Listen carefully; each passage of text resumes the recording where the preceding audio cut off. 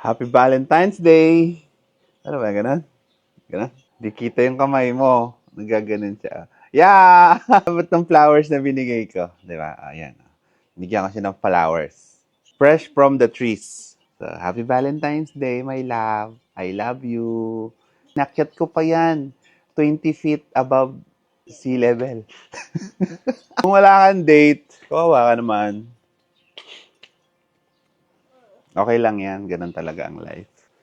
Minsan may date ka. Minsan wala ka pa ring date. Sad. It's okay. Nakapag-aral ka lalo ng trading.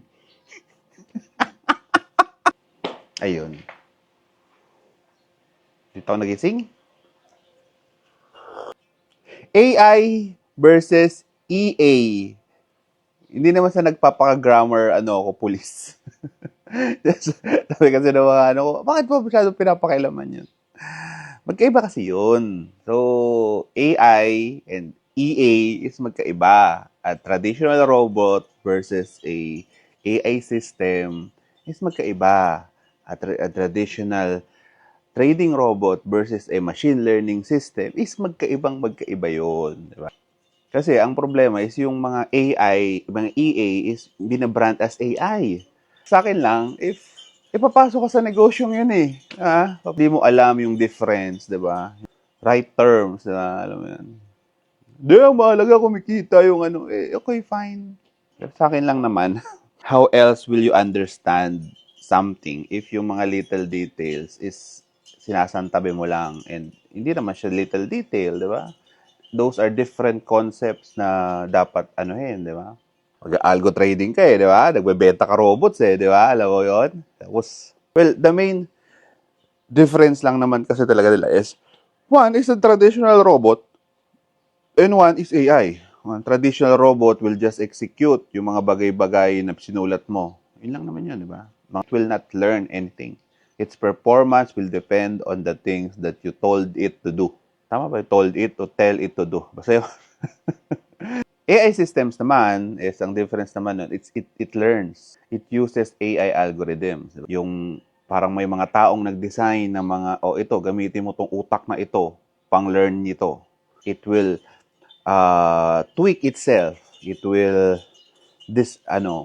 decide for itself what's better for that, 'di ba? So both can have trading, both can happen in trading, 'di ba? Pero majority naman na nakikita nyo are not AI systems, 'di ba?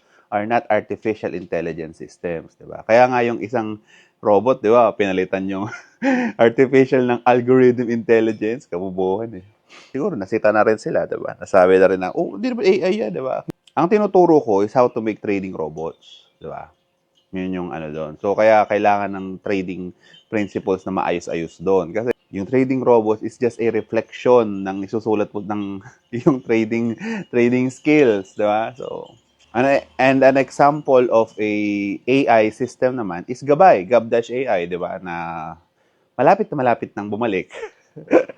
Because it learns itself every day. May moment sa ilang araw sa isang araw that it will pause, then look at another 30,000 candles, then decide kung ano yung strategy na gagamitin. So yun yung parang medyo mabigat na difference noon, di ba?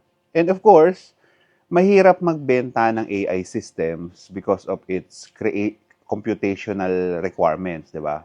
Kung ang minamarket nila is AI doon sa nila, tapos sa robots nila na ibibigay lang sa'yo, ganun. Hindi yon true AI systems, di ba? Ano lang yon parang just a branding. It's just a robot. And majority naman talaga ng binibenta dito sa TikTok or sa kung saan man, or even those in MQL5 are just EAs na binabrand as AI, di ba? Yun lang naman. Hindi man ako nagpapag-grammar police. I'm just trying to correct things. Diba? And I believe kasi na if you have respect to sa ginagawa mo, di ba, alam mo yun, you will get the names right, di ba? You will get the concepts right, di ba? Alam mo yun? Doon pa lang sa binibenta nila is hindi na nila ma-name ng maayos. What if that will reflect on the